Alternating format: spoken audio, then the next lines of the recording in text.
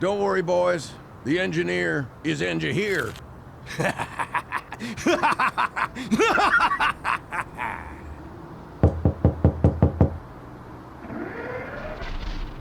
Giddy up! Are you here for the job? Yeah! Yes, we finally got one. Right this way. It's company protocol that every new Monkey Co. employee receives a full tour of our state-of-the-art facilities. Creating new and improved technology is quintessential to our operations, so we take our research and development very seriously. Our expert lab team create the highest quality products that are tested vigorously to ensure they meet Monkey Co.'s high standards. It's not. Hey, what's going on in there?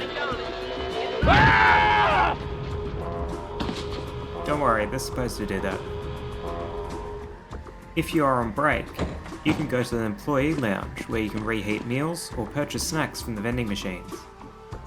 But I wouldn't advise doing either of those, since some smartass thinks it's funny to press all the buttons and creating a mess. My God, what are you doing? Stop fucking with the microwave! Now let me show you the area you'll be working in. Engineering. Here we assemble, pack, and ship our products to our favourite monkey generals on the ground. Oh, come on! Your job is very simple. Just get a tiny desk engineer, some Monkey Co. branded bacon, and a lump of metal, and bam! Sentry. Seems simple enough, right? Now, are you ready for your first shift? Heck yeah! Then let's get you started. Woo-wee! Making bacon. Engineer. They are a support class monkey that shoots sharp nails at balloons every 0.7 seconds. Simple, but insane with upgrades. The top part focuses on increasing the engineer's firepower through the introduction and improvement of their sentry gun. Middle path creates a specialty everything foam, along with overclocking your monkey's capabilities. And bottom path adds extra DPS and stalling to the main attack, along with creating large traps that double the cash off popped balloons. When combined, they produce a hecking unit of a builder that shreds incoming balloons with a combination of pinning nails, scaling overclock, and explosive sentries.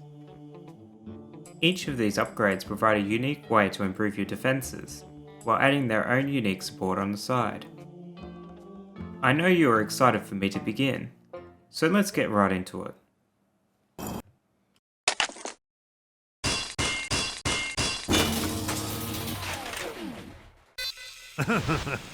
Spies sapping my sentry. To start off the engineer, we have the top path. These upgrades focus on the engineer's main source of damage, the sentry gun. For $500, the engineer equips a wrench and starts throwing down nail-flinging sentries every 10 seconds. These sentries deal 1 damage and have 2 pierce, but the engineer hasn't exactly mastered quality control, so they fall apart after 25 seconds of use. A base 100 engineer can have roughly 2 to 3 sentries up at any given time, but this number can be improved through attack speed buffs and monkey knowledge. Speaking of which, faster engineering increases the speed that the engineer produces all their constructions by 66%. This upgrade of course improves sentry spawn speed, but it also reduces the attack cooldown of foam and balloon traps if you have those upgrades. Next, we have the most underrated upgrade of this path, Sprockets. This upgrade doubles the nail gun and sentry attack speed, while also adding the pin effect to sentries if cross-pathed as a 302. Like double guns, this upgrade is an early game machine when positioned correctly. But it's missing camo and lead popping power, so it needs support from other towers to clear the early game. Sentry Expert, or what some people call Sexpert, switches the engineer's green sentries for 4 specialised sentries with their own gimmick. The red crushing sentries replicate the Spikopulse balls, but they have better damage against regular and ceramic balloons. The black boom sentry is essentially a bomb shooter on steroids. The blue cold sentries freeze balloons like an ice monkey. And the yellow sentries replicate the Dartling's laser cannon, but they come with a large Moab damage bonus. Their engineer cycles their sentries depending on what balloon type is currently in range, but the yellow sentries become increasingly common the further you go. Most of the time the sentries synergize well to pop most balloon types, but I constantly found that the cold sentry often interrupted the engineer's base nail gun. While in most cases the issue is minor, but it can sometimes limit your balloon DPS when cross-pathed with the middle path. Pretty strange and chaotic upgrade to say the least, but it can provide a decent mid-game when given some buffs and support. You know those fancy sentries I just spent a minute explaining? Forget about them, as the Sentry Champion swaps out their specialised turrets for large plasma spewing sentries. These sentries fire large plasma balls that have 2 damage, 5 pierce, and attack at the blistering speed of 15 shots per second. And as an added bonus, the sentries explode when they die, which can one-shot super ceramics and deal decent damage to Moab class balloons. But unless you have RNGs on your side, the sentry explosions can be a little inconsistent to say the least. But my main issue with this tower is ultra late game. While in most cases the sentries can easily chip down Moabs since they're big and slow, super ceramics are often too fast and durable for the sentries to pop in large numbers.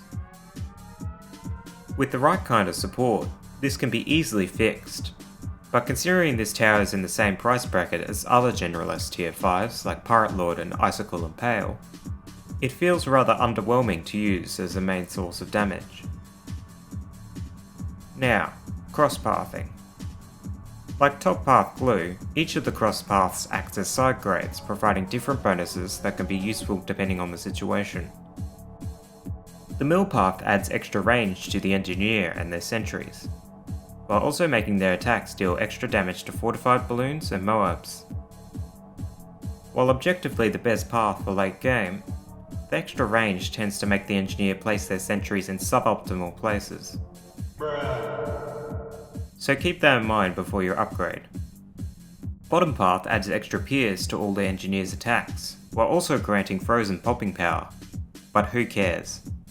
The engineer and their sentries also apply the pin effect on rubber balloons. This path shines during early and mid game, where most of the RBE consists of small balloons rather than Moabs.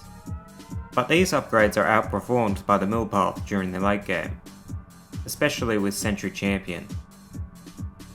When played right, the top path engineer has the potential to be a decent DPS option when coupled with some support. But the randomness of sentry placement and long list of balloon weaknesses does hold it back from being a reliable late game DPS tower. Next up, we have the first of the engineer's support paths, the middle path. While my opinion varies wildly from upgrade to upgrade, one thing I know for certain is Overclock and Ultra Boost are some of the most goated support upgrades in the game. Larger surface area is the engineer's stock standard range upgrade. It is by far one of the most versatile engineer upgrades, since it indirectly increases the engineer's DPS, and provides some neat bonuses to the other paths. Deconstruction allows the engineer's nail gun and their sentries to do 1 extra damage to fortified and Moab class balloons. The effects do stack, so the engineer does +2 damage to fortified Moab class balloons. In the context of this path, deconstruction is useless, but when used as a cross path, it's pretty good. Upgrading to cleansing foam, the engineer clads himself with a full white suit and starts spraying a sticky white foam on the track. Any balloon unfortunate enough to pass over the foam lose camo and regrow properties, while also popping lead balloons. Each unit of foam can cleanse up to 10 balloons, but the number can be increased with oversized nails. While this upgrade is not the best or the most versatile fulfilling its role, cleansing foam is by far the cheapest of the 3, and pairs well with balloon trap. But who purchases this path for cleansing foam really? Why you bully me? The strength of this path starts with Overclock. The engineer gains the ability to shift a tower into maximum overdrive, improving their stats for a short period of time. Attacking towers get 66.7% extra attack speed. Income towers produce 66.7% extra money. And villagers get 25% extra range, because why not? The overall uptime of this ability scales inversely with the current tier of the tower. But unless you're overclocking a tier 5 tower, a 1 overclock to 1 tower ratio will suffice for most cases.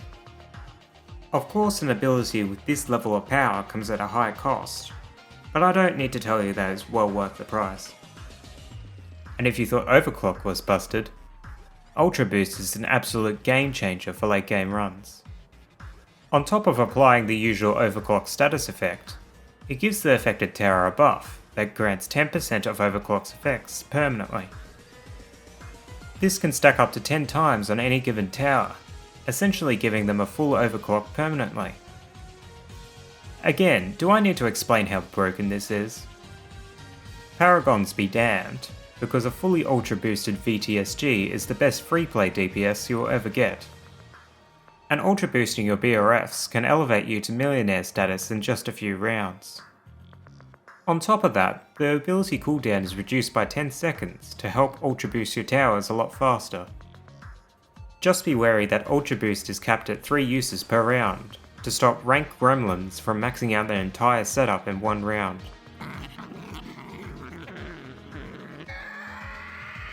Although ultra boost is too expensive and overkill for most games, the buff is essential for free play and boss events, where money and damage are key to success. Now, cross-pathing. Compared to the other paths, it doesn't matter all too much since it only improves the foam, not the ability. From the top path, the sentries have the foam effect pre-applied to their nails, giving lead popping power, along with stripping camo and regrow properties. And faster engineering buffs the attack speed of the foam. And with the bottom cross path, oversized nails increases the foam's pierce by 5, and pin halves the speed of small balloons that pass over it for 2 seconds. Out of the 2 cross paths, I would personally go with the bottom path, since extra foam pierce is a lot more consistent, and it pairs well with the balloon trap. While most of the power of this path lies in overclock and ultra boost, Millpath Engineer provides a unique combination of decamo and support that can only be replicated by a limited set of towers. And finally, we have the bottom path.